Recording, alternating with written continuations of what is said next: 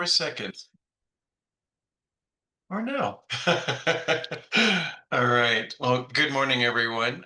Eugene Howard here with DOLA in the Land Use Housing and Planning Technical Assistance team.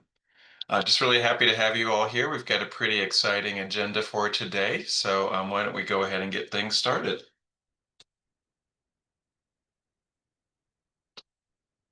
Mouse. There we go. So I think most of you have are familiar with why we put on this meeting. It's really to share information, and so we have a variety of different ways for folks to participate in not only in this process but just engaging with us. So we will always post information from the webinar at our land use and housing DOLA webpage. That's also where you'll be able to find a lot of frequently asked questions and the responses to those questions, a lot of the tools and resources. We're going to talk about that again throughout the presentation, so I'll go ahead and keep going. But if you do have questions, we do encourage you to use the Q&A or chat feature to ask us questions throughout the presentation, and we'll be sure to keep an eye on that and answer those questions as we go.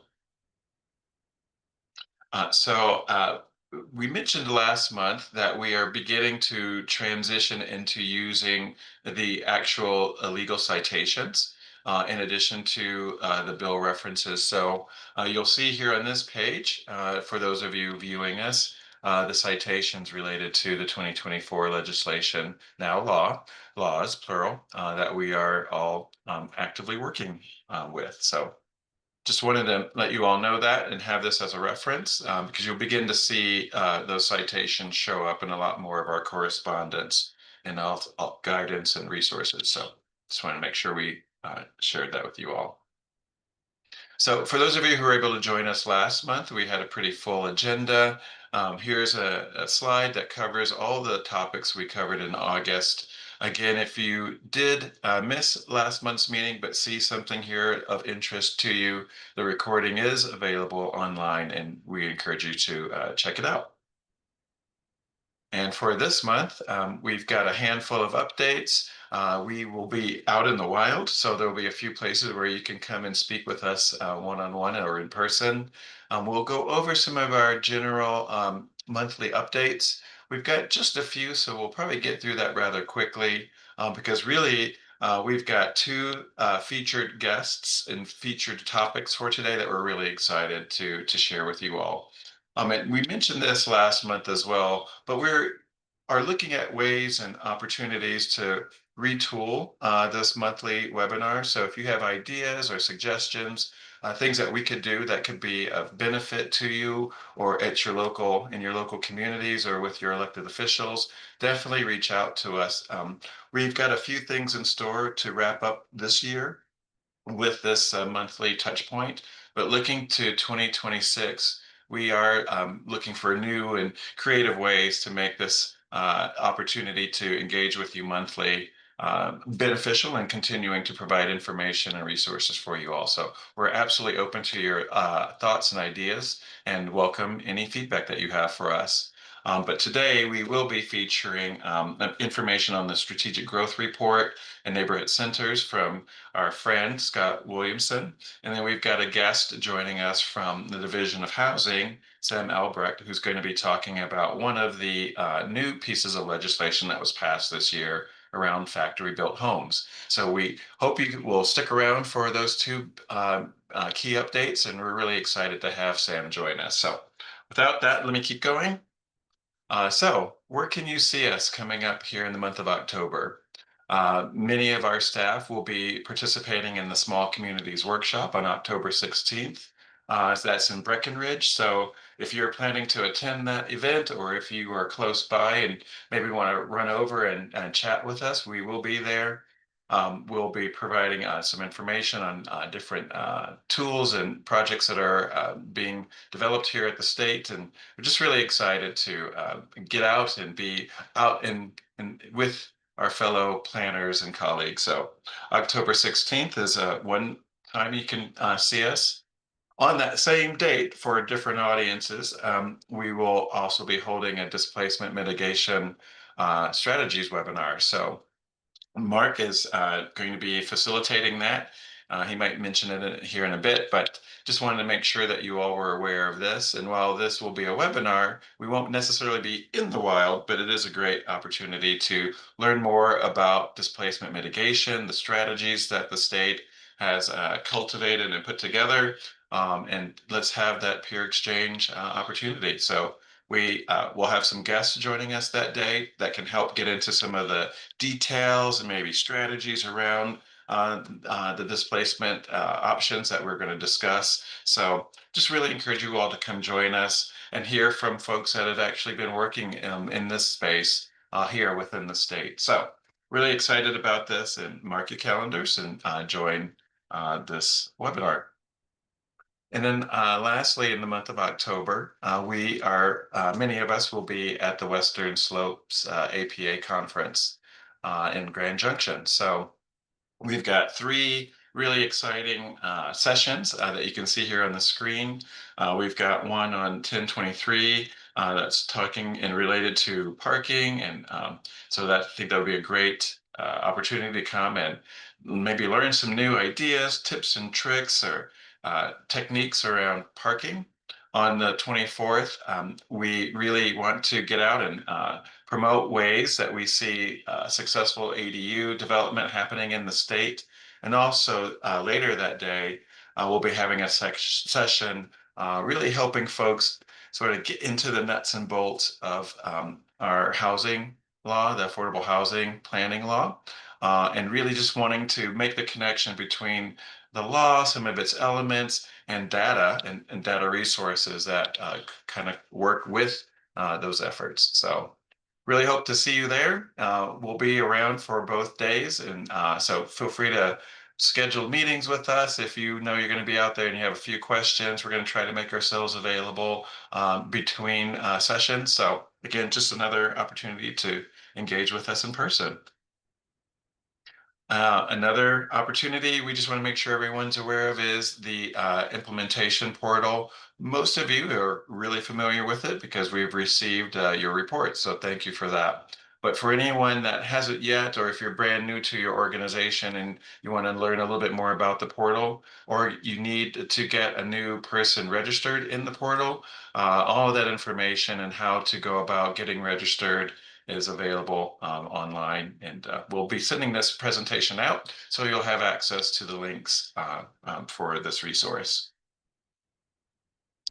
All right, now we're going to quickly go into our law updates. As I mentioned at the onset, we've just got a few reminders, and then we'll get to our spotlight guests. So with transit-oriented communities, we are here in Q3 of 2025. The team specifically, shout out to Kelly Blinn and Kyle Soner, who've been just working away at getting into the details of the submissions that we received on our preliminary assessment reports. So thank you for all the communities that worked so hard on those and got those to us. We're going to be getting some updates out to you all fairly soon, and I'll speak to that here in a second. I mentioned just a moment ago, but the latter half of this year has been primarily focused on reviewing those preliminary assessment reports. Again, our findings and comments will be coming out to you all shortly. And then what we really are excited about is taking on and going into the next step of this process. It's a three-step process, as many of you may know. And the preliminary assessment reports were the first key milestone. And now we're going to be engaging with all of you on the feedback and comments that we will be sending out to you shortly. So definitely feel free to reach out to us if you have questions or just really want to understand more about our review process. We're here to really get into those details. And in addition to that, moving on to thinking about the transit and sort of existing transit area conditions. And then analysis related to that. And that's kind of a next big milestone in front of us. So absolutely happy to work with you all in moving forward in that space as well. Got a lot of resources and guiding documents available online. So definitely check out our DOLA TOC webpage. And that's where you can find all the resources related to transit areas, how you might want to think about adopting or identifying optional or additional transit areas, the data dictionary information, all of our interactive tools. So again, great resources are out there. Really encourage you to visit if you haven't done so recently. This is more of the same.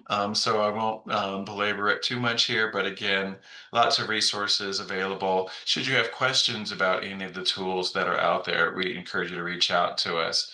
I've got a few of you that I'm scheduling meetings with on these topics. And also Kyle is a key member of the team and also available to answer questions, particularly the technical or tool related questions. And of course, Kelly remains here with us as a trusted, valuable, incredibly valuable resource. So for those of you who've worked with Kelly, don't worry, she's not going too far, and she is here guiding in this process with us. So thank you, Kelly, for that. All right. That was kind of fast. So if you have questions that you want to ask, definitely use the chat or QA feature. And with that, I'm going to turn things over to my colleague, Hannah Van den Weggen. Hannah. Thank you, Eugene. I just have a couple of updates regarding minimum parking requirements.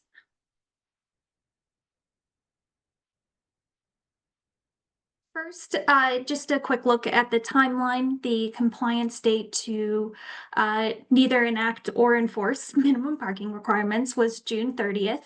And if your jurisdiction is using the exception that is listed within the law, please note that there is a report that will be required in December of this year. And I did dive into this a little bit more with the last webinar that's uploaded to our webpage. But again, in a future webinar, we'll provide more details on that exception report. Here are just some resources that are available. The best practices in parking management guide is really useful if you are planning on using that exception that's listed in 1304. But also the parking minimums webpage has a map that's related to the applicable transit service areas. And again, that report and the parking management webinar recording and slides is uploaded as well. We are offering courtesy reviews. If your jurisdiction is interested in updating their code to be compliant with this law, I am happy to take a quick look at it. Or if you're going through the process and you find that a quick edit needs to be made, again, I'm happy to take a look at that as well. And regarding accessory dwelling units, just a few things here as well. Again, I should have updated this, but we did recently, or I'm going to save that. The compliance date was June 30th, and we are anticipating the ADU grant round. Well, it's currently open and it will close October 3rd. We are anticipating a second round. However, that won't be until 2026. Next slide. Again, the webpage is a great resource if you're interested in learning more about ADUs or the ADU law. There's also the DOLA template land development code if you're interested in updating your code language. And we did host a webinar with the Department of Regulatory Agencies that was focused towards HOAs. So if you're getting a lot of questions from your local HOAs about the ADU law, this is a great resource for that. And the fun part, the ADU toolkit is published. So the toolkit was published just last week, if I remember correctly. And it is really a clearinghouse of all things ADU. It has in-depth guidance, ideas, templates, a bunch of tools, and it highlights several Colorado community case studies. And it's really meant to help jurisdictions develop programs and to boost and streamline ADU production. So please check it out. I do want to say that this is kind of a living tool. So if you know of any other great programs that exist in the state or outside of the state, please let me know and I'm happy to feature that. Or if you notice anything that might have changed since we published the toolkit, please let me know as well. Thank you. Oh, yeah, last slide. Again, if you're looking at updating your ADU codes, I'm happy to take a look at those. Or if you find through the process that your planning commission or city council wants to make an adjustment, I'm happy to take a quick look at that as well. And with that, I will turn it over to Mark Williams. Anna. Morning, everyone. Mark Williams. So I only have one slide, so I won't take up too much of your time, but we're still accepting housing needs assessments through the end of 2026. And now we're starting to lay the groundwork for housing action plans as well. And so the thing I really wanted to draw your attention to is the displacement mitigation webinar and the affordability strategies webinar that are both coming up next month and then in November as well. So these are things that are drawn directly from SB 24174, but also apply if you are working on TOCs. And there's a lot of information. And displacement mitigation is really kind of a new concept, I think, for some places, whether you're out on the plains or in a mountain community. So there's a lot of unpacking to do there, and we'll provide some examples and then also get into the affordability strategies in November. So that's it for me. Thanks, Mark. I'll cover just 3 slides to cover the 3 grant programs. First will be the Housing Planning Grant Program. And just a quick reminder, this program can fund local governments and regional entities' efforts to better understand their housing needs by funding housing needs assessments, action plans, as well as strategic growth elements and water supply elements of comprehensive plans. And you see that round 2 bullet on the screen shows that we awarded nearly 1.1 million to 20 projects around the state, representing about 39 jurisdictions. And that map shows round 2 in green. But collectively across 2 rounds, we've awarded about 2 million to 31 projects. And we do have a 3rd round coming soon. So if you are a community or a regional entity interested in doing one of these eligible projects, please reach out to Ashley Basham, email on the slide, and we'll be following up with some contact info. So just touch base with us. We have a round coming up, opening in November and closing in early December. So we'd love to help you out and support your application. So just reach out with any questions, and we'll respond as soon as we can. The next slide is about the Accessory Dwelling Unit Grant Program. And as you know, the deadline for that program was extended until October 3rd, which is next Friday. So this program can fund a variety of things for certified ADU supportive jurisdictions that include funding pre-approved ADU design plans, technical assistance to convert or construct ADUs for residents, waiving, reducing, or otherwise financially assisting with ADU fees, and then some other ADU related costs. And again, this program is closing its 1st round next Friday. So please reach out to myself or Jack Wolflink here, shown on the slide as the program manager, so that we can help you get your application in, knowing we've got a week left. We're here to support you, and we'll be around today and all of next week. So just reach out if you have questions and if you're interested in getting your application in. And last but certainly not least, we have an update on the Transit-Oriented Communities Infrastructure Grant Program.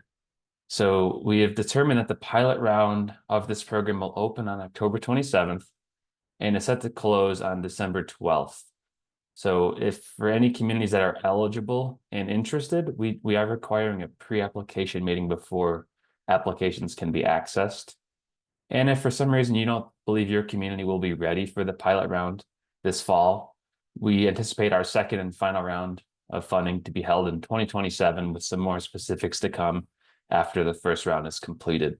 So if you are interested and you think your community will be eligible or plans to be eligible for the 1st round, please reach out to Ashley Basham. Her email is here on this slide, and we can get set up with an informational meeting and get the ball rolling, knowing we've got a little bit of time to get those pre-application meetings and applications completed. So again, please reach out with interest. We are excited to get this program moving. So that's it for me. Great. Thanks so much, Mitch. I'll now talk about the some updates on the statewide reports included under Senate Bill 24-174. A little bit about what's in the strategic growth report and what's in what we're calling the vital landscapes and resources report. The strategic growth report, as we've mentioned, focuses on an analysis of growth trends and land use scenarios and their impact across a variety of metrics that were spelled out in 174. That includes things like the availability and cost of housing, impacts on water supply, etc. It also is required to include a list of policy recommendations, whereas the Vital Landscapes and Resources report focuses on what Colorado protects and connects. So connectivity and preservation of priority landscapes. And that includes a list of opportunities, best practices, and resources in the form of the Vital Landscapes and Resources Planning Guide that was out for preliminary review and is now undergoing internal revisions before we send it out for the final review. Both of these reports will culminate in a local policy toolkit where there's a connection with comprehensive plan elements, so you can pull in some of the tools, including transfer of development rights, a variety of different tools, some spelled out in legislation, others pulled in from best practices that DOLA is aware of. And then that will be combined, as I mentioned, across the two reports. Next slide. And we are here on step number 4. So we are at the very tail end here, the final stretch of developing the strategic growth report. And over time, we've had interaction via focus groups, some recorded webinars, agency conversations with different state agencies. And we're at the point where we have released a final draft, a full draft of the strategic growth report. So it is here. And we've also released a draft of the draft policy recommendations that I will very briefly go over in just a second. If this is too quick for you, we also recorded a webinar that goes in more depth to each draft policy recommendation. We also have a Google form for final feedback that's linked on the last slide I'll have here. So just a little bit about what's in the strategic growth report, what the structure is. We start by talking about definition of strategic growth that I'll get into. Also how Colorado is growing, what has shaped growth in Colorado, what does growth look like in different places in Colorado, what could strategic growth mean for Colorado, that's really that scenario analysis, what policies affect growth patterns in Colorado, that's the policy scan that many of you provided comments on, thank you, and then what's next. Next slide. And I've got some examples here of what you will find. Previous slide, please. I think that's right. Okay, great. Have some example slides of what you'll find in the report. So we do have a definition of strategic growth, and that's really important. Many people have asked, when we're talking about strategic growth policies, what do we mean?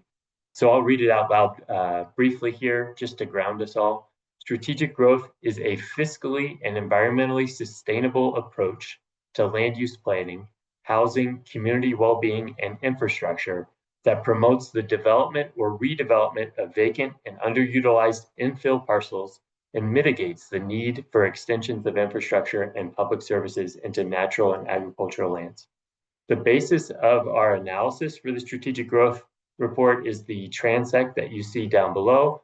That's refined from the CDOT roadway design guidelines. And you'll see 5 different place types here.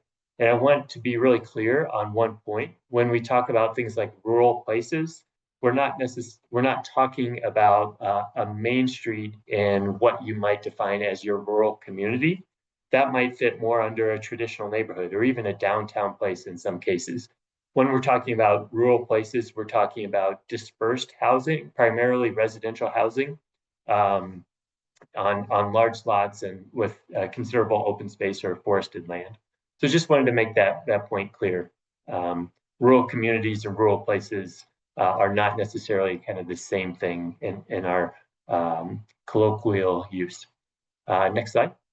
All right, and then in terms of what has shaped growth in Colorado, we do have some helpful, I think, timelines that show the evolution of land use policy in Colorado. And here we've kind of mapped out a few different eras of land use policy, and you'll see some of the relevant policies by date here, starting with the Zoning Enabling Act and moving further as we've gotten more into integration of different planning elements at the local and state level. Next slide. And then what does growth look like across Colorado? So this was, again, that place type analysis that set the baseline for our scenario analysis. So it's important to recognize that there's no single approach to growth. Colorado has very different regional contexts throughout the state, but more compact places do show benefits for efficiency, sustainability, and cost. So you'll notice this variety of different metrics here required by Senate Bill 174. And you'll see that in more dispersed housing situations typified by these rural place types, you'll see high vehicle miles traveled, higher greenhouse gas emissions, and also the highest water use. Whereas as you move into denser place types, generally, based on our scenario, you'll see more efficient land use types and lower impacts on the metrics we saw overall. And then just an example of then pivoting into that scenario analysis where we're looking at a strategic growth analysis versus a business as usual.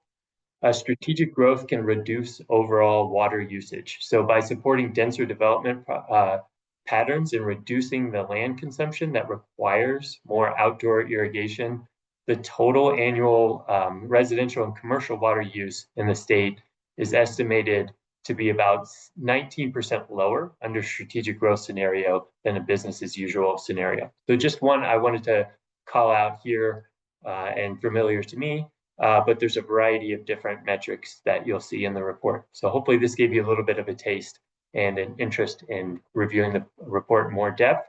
I'm going to go very briefly through some initial policy recommendations that are in the report. I know many of you are interested in these. So we broke these into three categories: land use, infrastructure, and water. And so for land use, we focus more on research recommendations. So understanding barriers to more housing options in strategic infill places that can include market barriers and others. Foster orderly and strategic expansion of existing urban areas. So better understanding how all of our different policies related to urban area expansion, including annexation policies, 3-mile plans, all work together or not. And then pair opportunities for strategic growth with strategic conservation was particularly important for a variety of different stakeholder groups. For infrastructure, we also focused more on the research recommendations, learning more because these are so complex. Again, alignment of strategic growth and transportation decision-making really rose to the top in many cases. These are not in any particular order, but that one did receive quite a bit of feedback. Optimizing public infrastructure financing tools for strategic growth, and then aligning incentives to make sure we're encouraging strategic growth. And then the water supply recommendations are split into two. So we have some research recommendations where there are complex issues that require maybe longer term research. And then there's some that are ready for action. So for research recommendations, we wanted to research more about opportunities to match municipal water supply and community priorities. So having that enabling authority to have water allocation policies to align with comprehensive plan goals, for example, providing water for affordable housing and making sure that water is available within a limited supply. And then second, addressing impacts of water transfers and researching land use and water supply planning for agriculture. That's a long-term research project. And then improving water supply and demand data collection and mapping availability and transparency so that we have that foundation to do integrated planning on top of. Next slide. And then finally, some action recommendations. So we recognize that through the Colorado Water Plan and follow-up research and collaborative efforts from the water plan, there are some things that are probably ready for action on the ground. That includes promoting, incentivizing, or requiring water efficient development as we grow, and then encouraging regionalization of water efficiency and reuse and supply planning. In many cases, the next phase of water supply development is going to be conserving what we have and reusing where legally possible the water supplies that we have and that requires is quite complex and requires a regional effort. So encouraging that and building on existing examples. Finally, next steps. So as I mentioned, the final draft strategic growth report and draft policy recommendations are out and available on DOLA's statewide reports website and open for comment through October 7th. So if you haven't got in there, please do. We have a Google form linked at the bottom. And then the Vital Landscapes and Resources report, please look for a revised version in late October for review through November. We need to publish that one by the end of the year. So I know that was a whirlwind. Again, we have that recorded webinar if you're interested in a deeper dive. And thanks for the time, and I'll pass it over. Well, sorry, I have neighborhood centers here, and then I'll pass it over to Sam. And I'll go over this quite briefly because Hannah did a great job of going in depth on this one. Just a reminder that neighborhood centers are a voluntary method for local governments to designate certain pedestrian-oriented mixed-use areas for investment. And this is collaborative investment between the state and local governments. These may currently exist or may be areas that may become mixed-use pedestrian oriented over time. And then we have released guidance for neighborhood centers that we intend to refine over the coming months. As a reminder, state agencies are required to update, certain state agencies are required to update grant award criteria by December of 2026, and those agencies are listed here, and they have discretion to determine which programs have a nexus with the Neighborhood Centers program. Next slide. And then we are in the midst of a pilot designation round for existing neighborhood centers. So if you have an area that already exhibits pedestrian-oriented mixed-use characteristics and meets the criteria in our guidance, we would love to hear from you. We've had some great initial conversations with several jurisdictions. And next slide. We just would love to hear from you by the end of October. We have a kind of a preliminary application, almost a letter of interest, you could consider it, just to get in the door and help us further refine the criteria as you pursue potential designation, early designation of a neighborhood center. So this is those of you who might be interested in helping the state refine our criteria to meet different regional contexts. And that brief form is linked there. And with additional questions, please do reach out to Hannah to learn more. She is the best contact for local engagement on the Neighborhood Centers program. And now I will turn it over to Sam from DOH to talk more about his program. Thanks, Scott. Hello, everybody. My name's Sam Albrecht. Let's go ahead and go to the next slide.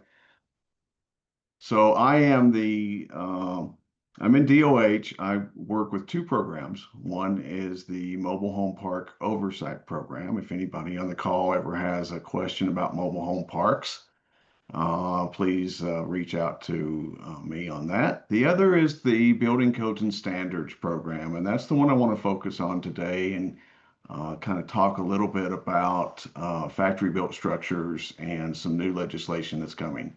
My background is that I have been here about 3 years.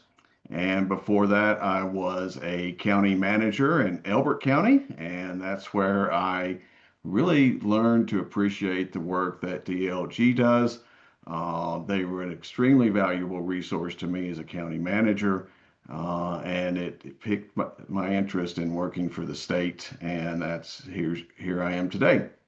I have been lurking in this group for a lot of time for the past year or so, because what we are doing over in Division of Housing and with factory built structures overlaps quite a bit with what DLG is doing, and we want to make sure that we provide clear and consistent messaging. I expect this will be my first visit here as a speaker.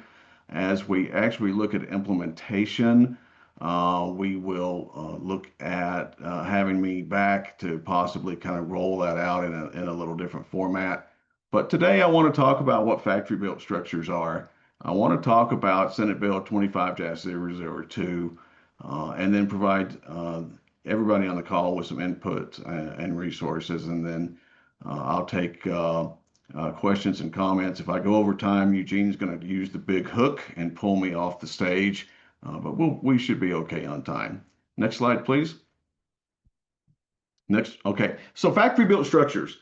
If you're not familiar with factory-built structures are constructed in one location. It could be the county next to you. It could be across the state.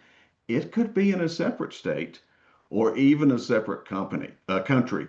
We're starting to see product come into the state from Mexico and Canada. Those have been providing a product for quite a while, and now, of course, China is trying to provide product too. But basically, to think about it, if you're looking at structures that are built in one place, it's tough for your building departments to do those inspections, right? And so we do those inspections on behalf of the local jurisdiction to make sure that they are constructed to the right building code. We also are responsible for closed construction components. Think closed panels. Anything that is finished and you can't see the inside of it, that is the responsibility of us. If it's open panel where everything the electrical and framing and plumbing can all be seen from when the panel is delivered, that's not us. So that's kind of our area of responsibility. And I want to go to the next slide, and then it really lays out what factory-built structures include.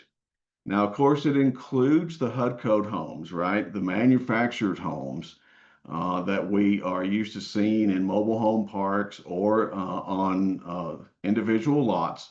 And so I am the state-appointed authority for HUD to make sure those are installed correctly. And if there's any, we take consumer complaints on those also and get them back to the state where they were manufactured. Colorado currently does not have any state HUD code manufacturing plants in the state of Colorado, but we get a lot of product from all the other states that are around us. You guys need to watch HUD code homes. They're making some significant changes to HUD code homes. Cross Mods is one where they are trying to look a little more like a traditional home. They are a home that is built they're on a vehicle chassis. They come, they're put in place, and they build stuff around it, right? And they may have a steeper pitched roof. They may have an attached garage, those type of units. HUD is also rolling out a two-story manufactured homes where the first level comes in on a vehicle chassis, and then the upper unit, the upper box as we call them, comes in. They take the vehicle chassis off and they crane it into place. We're also going to see soon multi-family HUD code homes where you have for multifamily 2 or 3, and they're still debating whether there will be 4 individual dwelling units inside a 2-box, 3-box unit, right?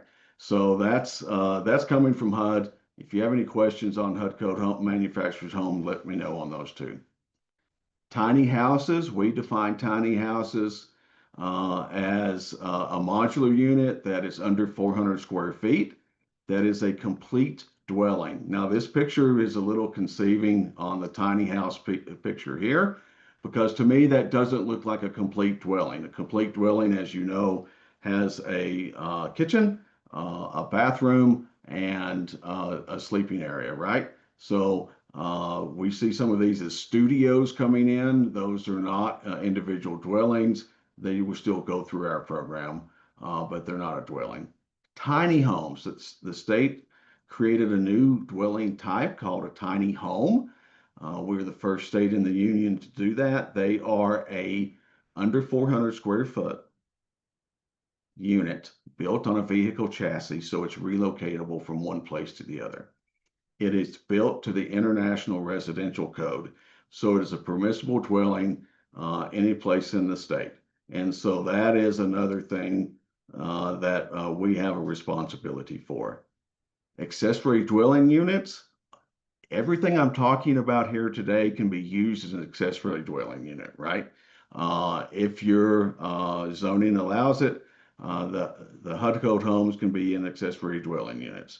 The tiny houses and the tiny homes can be accessory dwelling units. The residential modulars could also be an accessory dwelling unit. Residential modulars, these are 1, 2, 3, 4, 5, 10 box units that come in as a single residential unit, right? They're an individual dwelling. Non-residential modulars are things such as the coffee shops, a hotel motel. We're seeing a lot of non-residential modulars come in as hotels, motels now. Even their Holiday Inns, their Hilton Gardens, the big chains have really started using modulars for that. Modular apartments and multifamily buildings. Those we're starting to see more interest in too as we look at putting those in. Relocatable structures, we've all are familiar. The classic example of a relocatable structure is a school trailer. That is a classroom. Could be a 1 or 2 box unit. We also see these out in the oil and gas fields. We also see utilities that are using these as connection sheds from one service center to the other, right? So we see a lot of different relocatable structures as well as other type of modulars. I want to emphasize that all these modulars that go through our state program are built to the 2021 ICC code set, right? The IRC or the IBC if they're not a single family home. So they are all built just like your on-site built things, but we actually have processes where they're inspected at every stage of construction, just like an on-site home.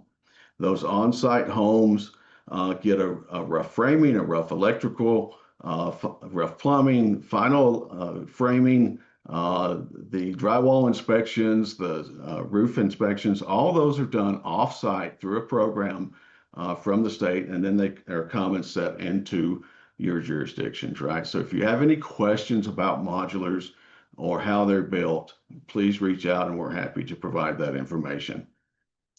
And that's where that slide went right there. So the HUD code homes are built to a federal code that started in 1976. Prior, there are still units out in the field that are pre-76 that were not built to any building code at all. And then the modular buildings, tiny homes, tiny houses are all built to the IRC or IBC. Thank you. Next slide. Factory built structures. Why factory built structures? Let me pause here and say I've got a lot of information on these slides, and the reason I'm not going to read every slide, but they are a resource for you because I know this slide deck will be posted. Again, my contact information will be up here at the end. If you have any questions on any of this, let me know. But I want to talk about the details, not the details, but the general thought that factory built structures affordable construction, right? Look at this picture on this slide. These buildings are generally built in a factory out of the weather, and then they are moved to the final location, right? So the advantage of modular construction is that you can do the site prep at the same time that your units are being built. That cuts down the timeline from a start to finish of a usable product in half, right? You can run those operations concurrently. With a factory built product, it takes advantage of economies of scale. You're looking at apartment buildings and product lines that order hundreds of pallets of lumber and hundreds of supplies at the same time, rather than taking a look at a individual home, how it is built and on site. So reducing the timelines and of course the construction cost may also be reduced, but you guys can run the numbers on the cost of construction. Next slide, please. All right, So that's my brief overview of factory-built structures. Again, visit our website. We've got fact sheets for local governments, fact sheets for consumers, fact sheets for manufacturers and other stakeholder groups. But I want to talk about 002. Next slide, please. 002 was signed in May, and it provides regional building codes for factory-built structures. As you may know, there's 300 jurisdictions in the state, and they may each have their own approved building code, approved design criteria for wind load, snow load, fire suppression, fire hardening. All those design criteria are unique. That makes it really hard for a manufacturer to put product on the production line and put it in different jurisdictions. So the core of 002, and it does a lot, and this is one where I'm not going to read this slide to you.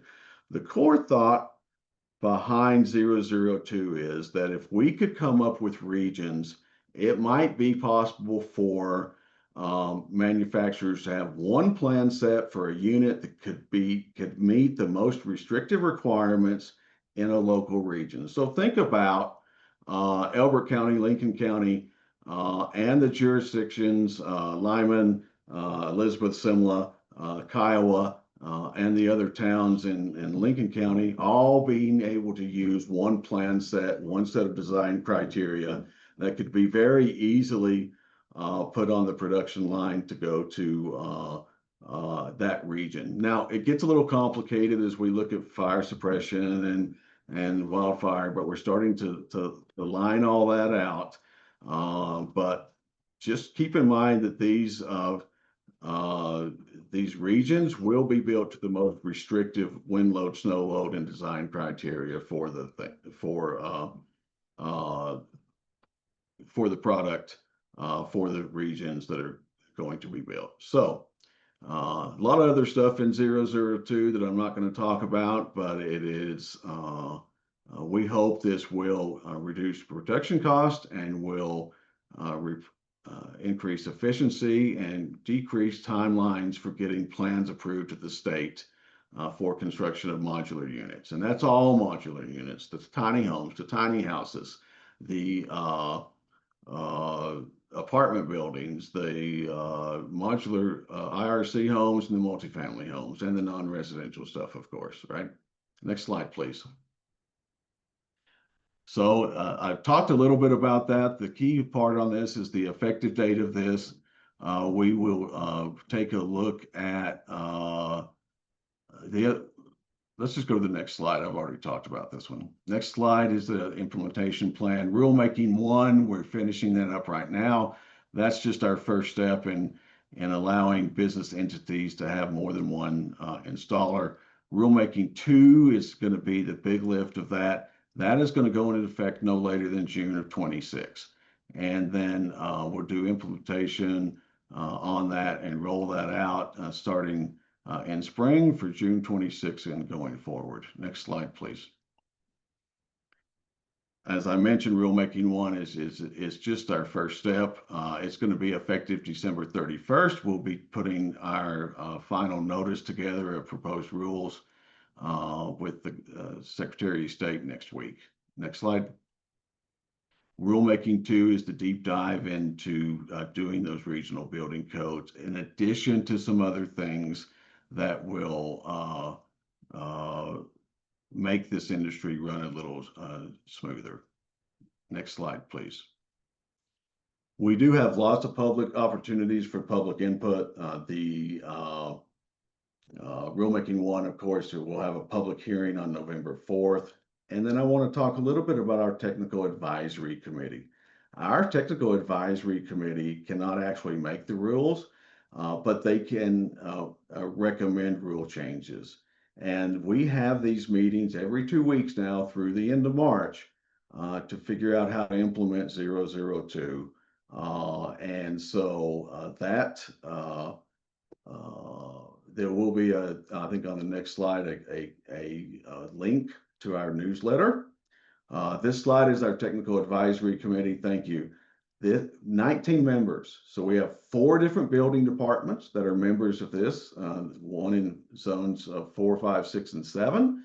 We have a licensed electrician, plumber, manufacturers, the tiny home industry, energy conservation, factory built structures, developers, climate resiliency, a registered installer, a registered seller, emergency services and management, architect, structural engineer, and organizer labor are all represented by a position on this technical advisory committee. Next slide. Here's just a slide of the next future technical advisory committee meetings. We encourage public participation in that. I do give preference to the folks that are my technical advisory committee members as we discuss some of these changes, but it will give you a flavor for what's going on. Next slide, please. Here's my resource page. Reach out to us if you have any questions. There's actually a link to 002 if you want to read that. Our administrative rules, our building codes and standards website, and then we actually have a technical advisory committee website, and we will be developing fact sheets. I'm already thinking about one that will provide this group with a resource on factory built structures, and then also a fact sheet on 002 and the changes that are being implemented by that. Next slide, please. And here's my QR code for our newsletter and my contact information. Fairly easy to find. And next slide, please.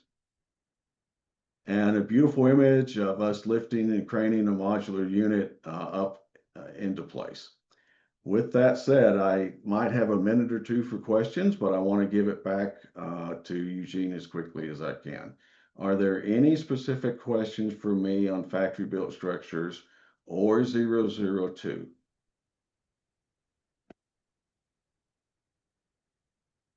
All right.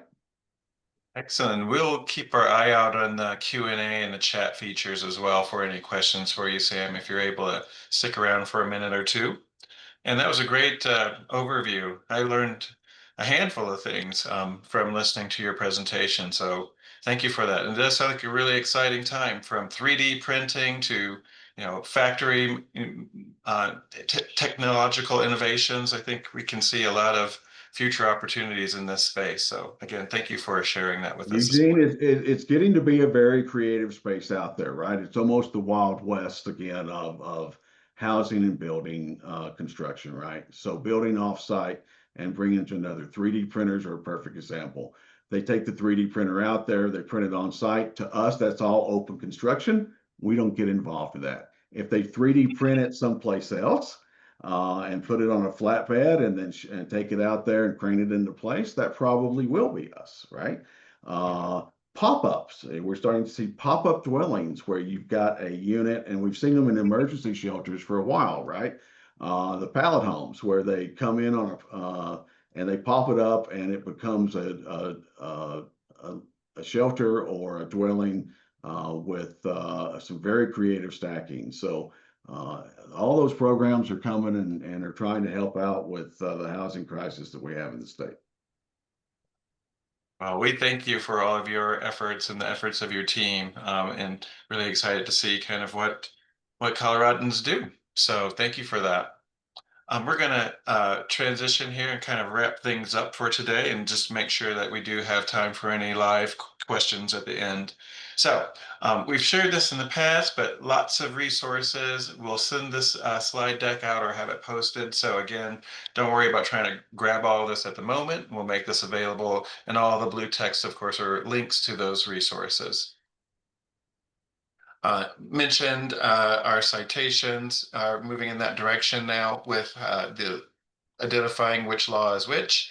And then, of course, some key dates, just reminders, again, for anyone that might be relatively new to this work or just new joining this Engage DOLA webinar series. So this some future dates, resources are coming up for you. Now, we wanted to give a super fast, very high level update on the executive order. I think I saw a question or two in the chat even this morning. So we all know that October 6th is rapidly approaching. It's here in about a couple of weeks.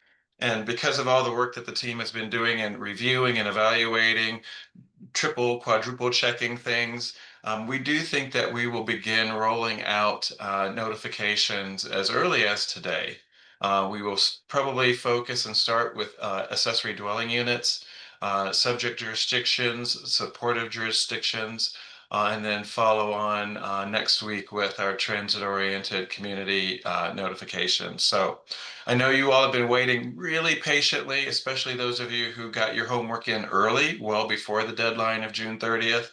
So we just really appreciate your patience with the executive order, and of course wanting to do our due diligence and reviewing everyone's work. It does take some time, and we just really appreciate you all giving us the time to really respect the work that you've done and to be ready to give you those updates. So we do think that we might be able to get those rolling out, like I said, starting later this afternoon or later today.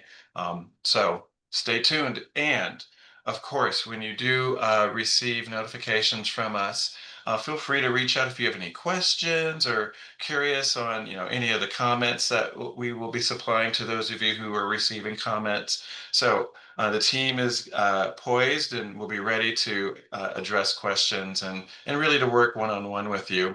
The good news is that many of you have done excellent work.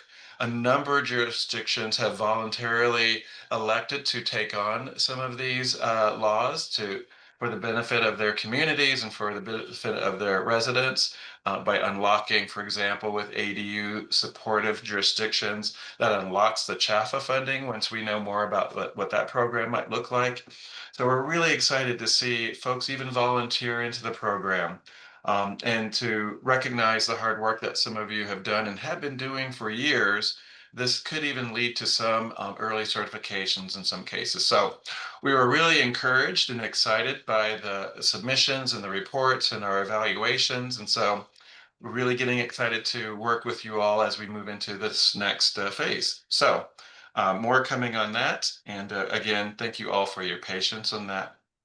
And finally, before we pause the recording for questions, here's our contact information. Sam's will be on slides related to his presentation. So really encourage you all to always reach out. We're here and always happy to help and assist. So with that, I think we are at the end of the official recording.